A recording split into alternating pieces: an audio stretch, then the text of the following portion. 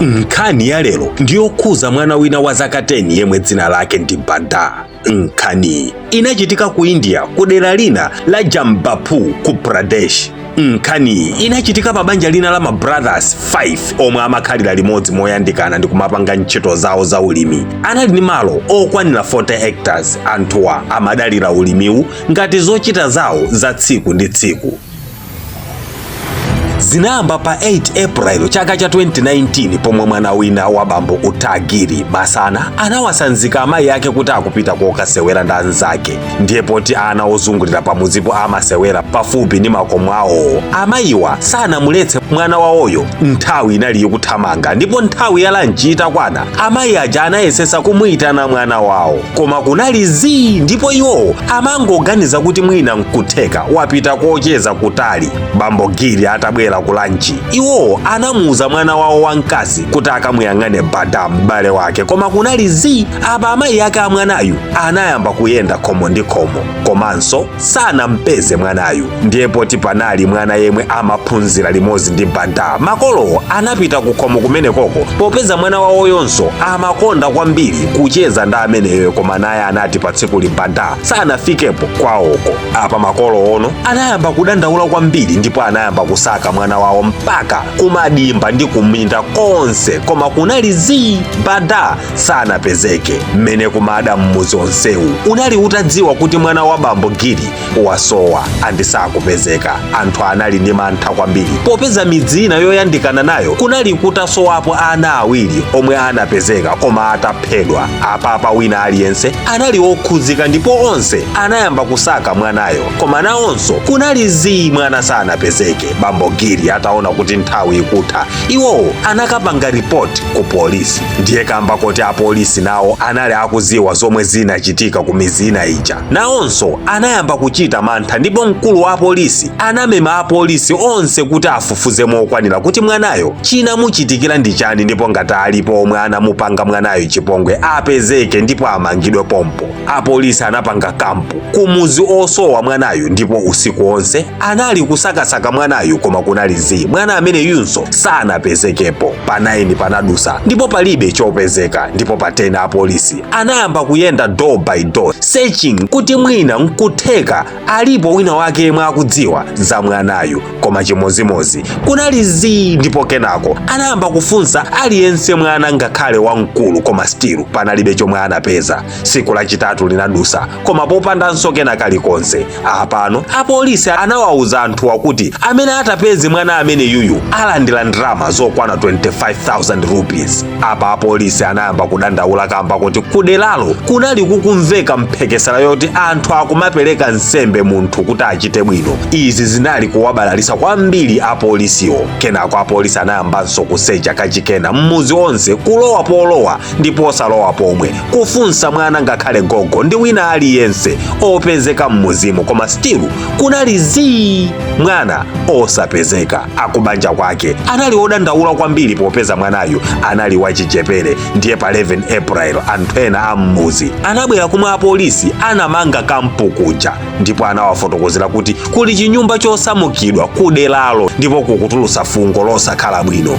Apolisi anathamangira kumene koko, ndipo atafika anapeza kuti kunali chifungo chosakhala bwino. Atalowa mnyumbamo anapeza thumba lomwe limatulusa fungolo, koma atalimasula anapeza muli thupi la Bada lija lili mmene momo, ndipo zimaonesa kuti mwanayo wafa pakanthawi ndithu. M'mbali mwa thumbalo munali zithumwa zomwe zimaonesa kuti anthu amapanga za masenga, koma ataonetsesa anapeza kuti palibe masenga aliwonse omwe anachitika pamalopo. Kupezeka kwa thupili anthu anayamba kulira kwambiri, ndipo mmuzi onse unaziwa kuti thupilo lapezeka. Apa apolisi anayamba kufufuza, ndipo anapeza kuti chinyumba chosamukidwachi chinali cha bambo Ramji, ndipo bambo Ramji anayitanidwa ku polisi komwe anakafunsidwa mafunso awiri atatu. Iwo anati anasamuka mnyumbamo popeza anali atapeza malo ena abwino omwe pa nthawiyo anali kukhala. Iwo anafotokozanso kuti samafikafikanso kumaloko, ndipo anthu ammudzimo anayikira umboni za izizi. Apolisi anawafunsa bambo Ramji kuti ngati samafikafika ndi nchifukwa chani anakhomako kumaloko, ndipo iwo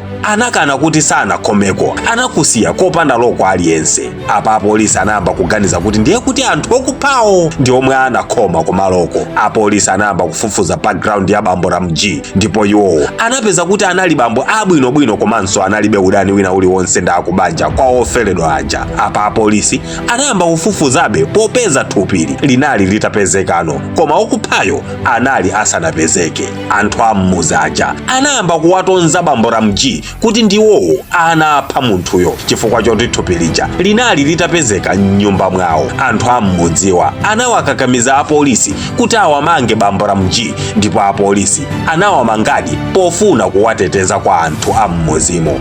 Apolisi anathodwa nzeru popeza panalibe kena kalikonse komwe amapeza kuti bambo ndi amene anapha mwanayo. Apa apolisi anali odabwa kuti ndiye ndi ndani anapha mwanayo popeza wina aliyense anali atafunsidwa ndipo panalibe amene amapezeka. Apolisi anayamba kuwafunsa abale ake a Ramji omwe amakhala nawo ndi omwe samakhala nawo omwe, ndipo kenako anamupeza munthu wina dzina lake Mukeshi yemwe anali mzukulu wa bambo Ramji. Mukeshi amangokhala opanda chochita komanso amayenda juga. Apa apolisi anayambanso kufufuza Mukeshi ndi seko yake yonse pomwe anapeza kuti anthu onse omwe amacheza nawo analibe zochita kwenikweni, amadalira juga ngati zochita zawo za tsiku ndi tsiku. Izi ngakhale zinali choncho panalibe kulumikizana kwina kulikonse komwe kumapezeka pa imfa ya mwana uja ndi Mukeshi. Apolisi apa anayamba kulumikiza zinthu, poyamba Ramji, kenako Mukeshi, ndipo kenako seko ya Mukeshi yonse komwe anapeza anthu angapo, koma iwowo anakayikirapo mmodzi yemwe anali Anilu yemwe anali brother wake wa bambo Giri omwe anali ankolo ake amwana okufa uja Banda. Atafufuza background ya Anilu anapeza kuti naye analibe zochita mmoyo mwake, amadalira juga.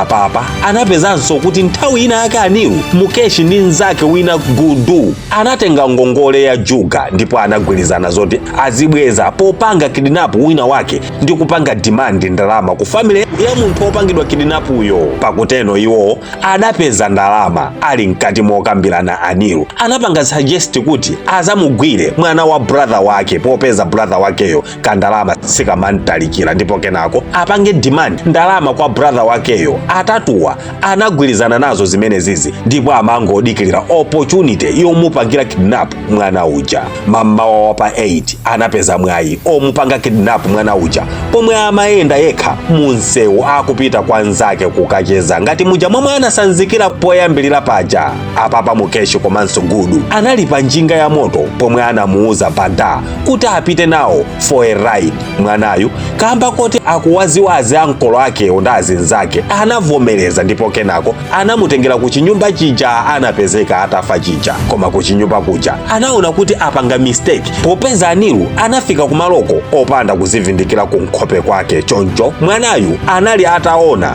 Apapa anayamba kumunyengerera kuti ndi zabwinobwino akamugulira zakudya, koma kamba kuti nthawi inali ikutha mwana anayamba kulira kuti azipita, koma kenako anamumanga pakamwa pake ndi chinsalu. Kenako iwo anatuluka mwanayo ndi kumusiya komweko ndi kumapita kuti apange plani yawo yachiwiri.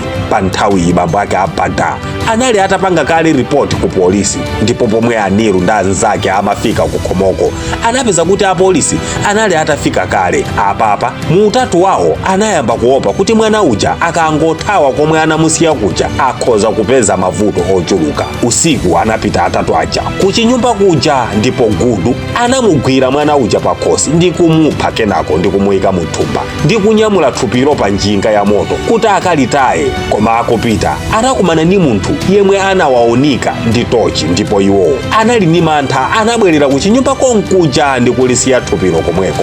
Apapa kutaya thupilo kunali kovuta, ndipo mamawa kutacha Anilu anali bize kumuthandiza brother wake kusakasaka mwana, ndipo mpata otaya thupilo panalibe. Pa 10 usiku anayesanso kuti akalitaye thupilo koma apolisi analiponseponse, ndiye zinawakanikabe kuteno apa thupilo linali litayamba kuola ndipo mamawa wake, ndipo mwe anthu ammuzi aja amapanga ripoti za fungo lija. Apa Anilu ndi anzake aja ndipo mwe anaululano zokhuza upandu wawo. apolisi anayamba kudera nkhawa kuti akafotokozere bwanji ma brothers follow kuti mwanayo sanaphedwe ndi munthu wina oposera ankolo ake omwe ndi brother wake wa bambo Giri. Apa wapolisi wamkulu anayitanisa Anilu ndi ma brothers ake onse ndi kuyamba kuwafotokozera kuti munthu anapanga chipongwe amupeza ndipo ndi Anilu ndi anzake. Atamufunsa anavomera kuti ndi zoona ndipo iye anapanga izizi for desperation, akuti anali ndi ngongole komanso ati sanali ndi cholinga choti amuphe mwanayo, amangofuna ndalama kwa brother wakeyo.